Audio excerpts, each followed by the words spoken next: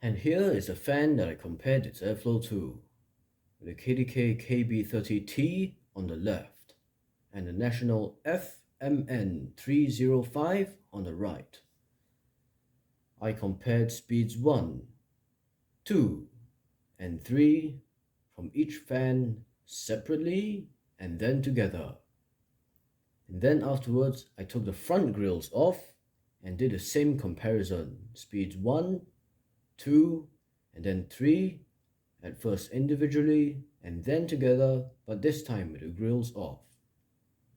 And I noticed the National FMN305 is slightly slower on speeds 2 and 3, but slightly faster on speed 1.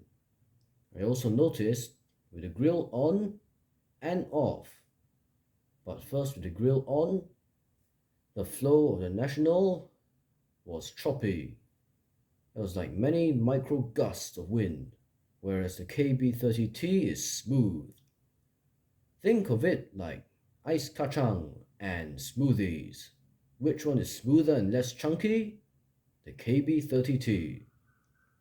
And also the strength of the airflow. They were pretty much identical on speed 1. On speed 2, the difference was negligible, but it was definitely there. The KB30T on speed 2 was slightly stronger.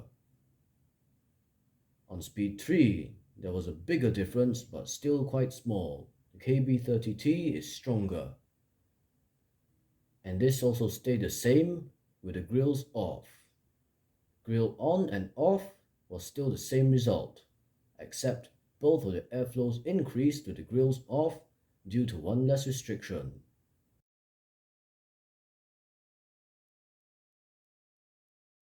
These three photos were taken from the same height above the ground, so any differences you see in size cannot be from the camera height.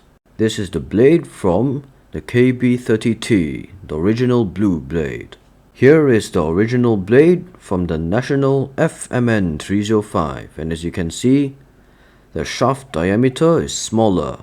Here is the aftermarket blade that came with the KB30T. It has the same shaft diameter as that of the FMN305 stock blade, which means it will fit on the FMN305 but not the KB30T.